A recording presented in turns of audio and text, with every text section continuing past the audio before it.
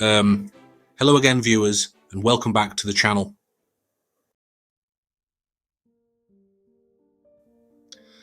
Today, we have a deeply reflective and insightful story from our subscriber, Adam from Australia. Adam's tale is one of looking back on life's choices, the paths taken, and perhaps more importantly, the paths not taken. He's now retired and enjoys visiting the land of smiles, Thailand.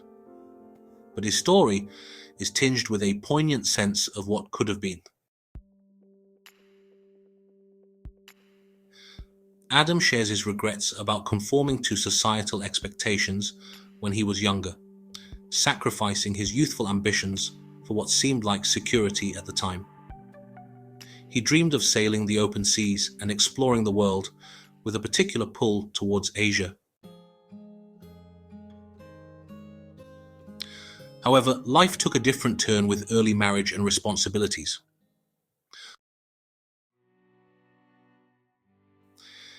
Now looking back, Adam reflects on the wasted time and missed opportunities and offers some powerful advice, particularly to younger viewers, based on his own experiences. He even recounts a conversation with his son, urging him to embrace life and explore the world, especially Asia. Get ready for a thought-provoking story filled with wisdom, regret, and a strong message about living life to the fullest. Let's hear what Adam has to say. My situation is one of relative comfort. Retired but not rich by any means. Yet, I am able to visit Laos at least once, and sometimes twice each year. Of course, it's not my ideal. That would be to live there permanently in Bangkok, but we make do with what we must, and tell ourselves that is the best available under the current circumstances.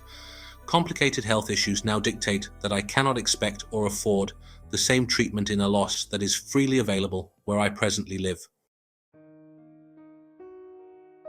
There are the dark periods when you look back at what has been, and the analysis begins of how you could have changed things if only you had done this or done that. But the thing that sticks out most of all is the wasted time spent in conforming to expected behavior by our elders and peers at specific moments in life. At age 17, it was my ambition to build a boat large enough to live on and set sail to wherever life would take me. But there was no illusion of becoming lost in the flesh pots of Southeast Asia at that time. All I wanted was the wide open spaces of the ocean, fair seas, kind winds, and blue skies to take me to wherever, just for the excitement of going and not knowing what one would find.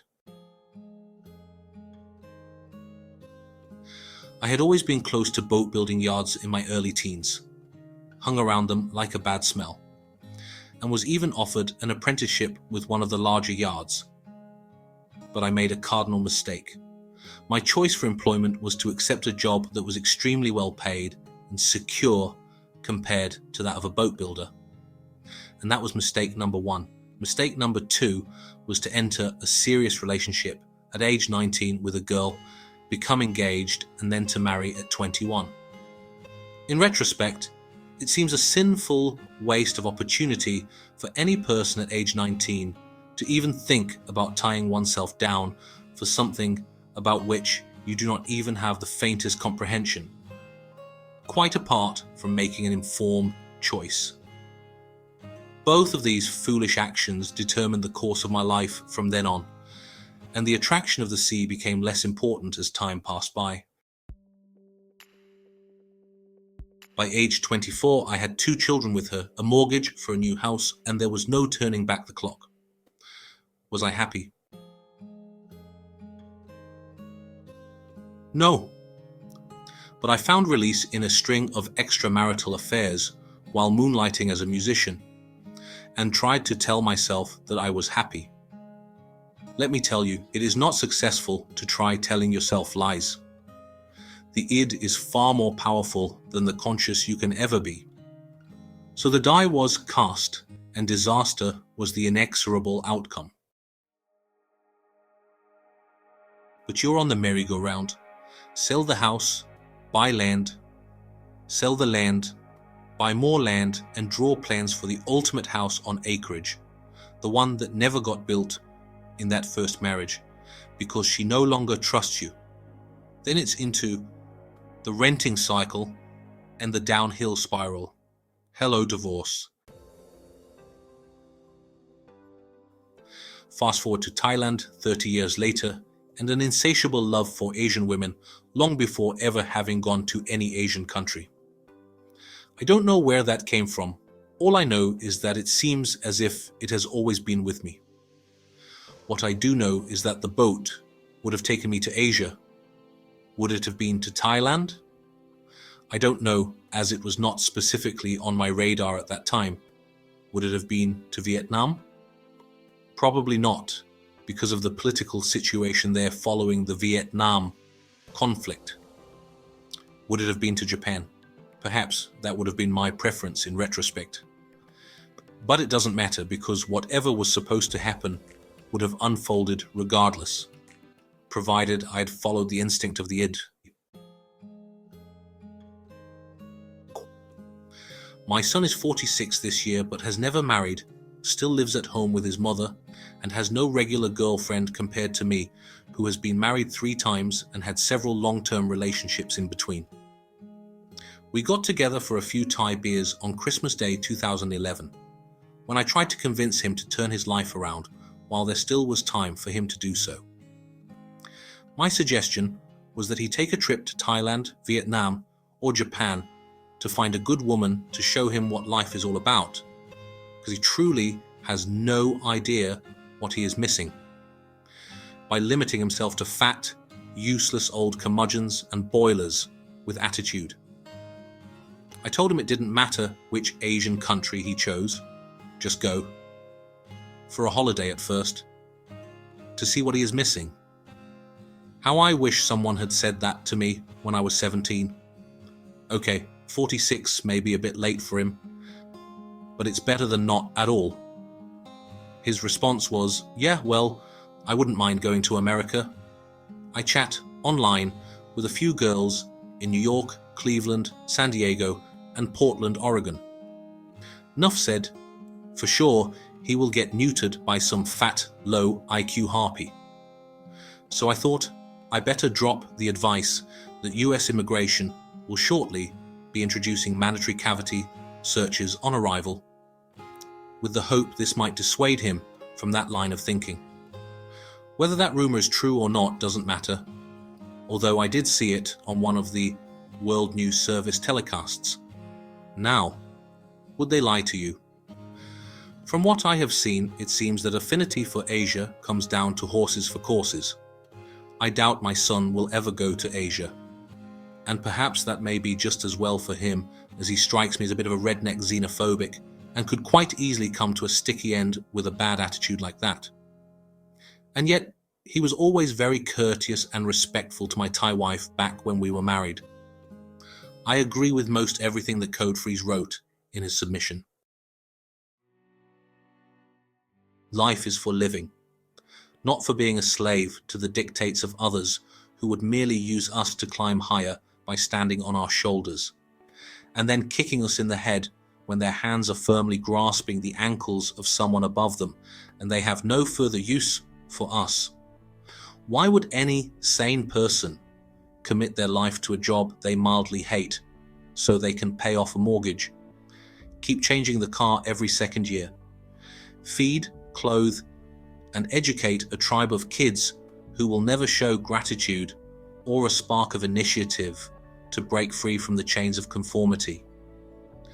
Had I gone to an Asian country in 1965, lived on the boat long enough to get the feel for the place and to look for some kind of employment, and then sold the boat, I would have been set for life.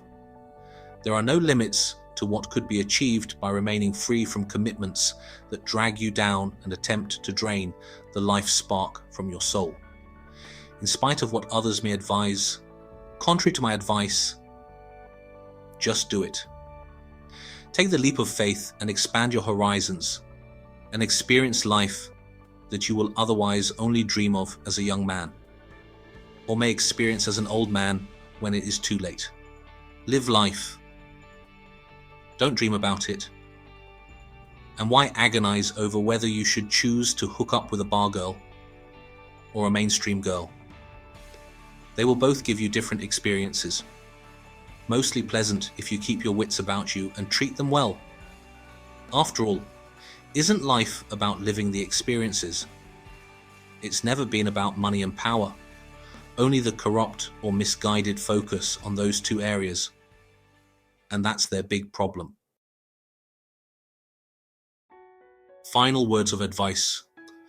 Don't ever, when young, get caught in the trap of buying that car. It, and all of the ones that will follow it, will keep you poor and prevent you from maximizing your financial potential to enjoy the dream. Don't believe me? Okay, then go ahead and buy it. Sure, it will also make it easier for you to find that local stunning angel. But you will rue the day you made those two cardinal mistakes, when that stunning angel magically transmogrifies into that grotesque harpy. My biggest regret is in settling for less than I dreamed of in exchange for the lie. Dare to be a rebel and live. Go and live in Asia while you are still young enough to appreciate it. To hell with security. The concept will bind you down with chains, suffocate you, and limit your imagination. Just do it. So, there you have it. Adam's heartfelt reflection on his life and the choices he made. His story serves as a powerful reminder about the importance of pursuing your dreams, especially when you're young, and not getting too caught up in societal expectations that might lead to regret later in life. His advice to experience the world, particularly Asia, and his strong warning against the financial trap of buying cars early on are definitely food for thought. What resonated most with you in Adam's story? Have you ever felt the pressure to conform to expectations, or do you have any regrets about paths not taken? Share your thoughts and experiences in the comments below. We always love hearing from you. If Adam's story gave you something to think about, please give this video a thumbs up. And if you appreciate these kinds of personal and insightful stories from our subscribers, don't forget to subscribe to the channel and hit that notification bell so you don't miss out on future videos. Thanks for watching, and we'll see you next time.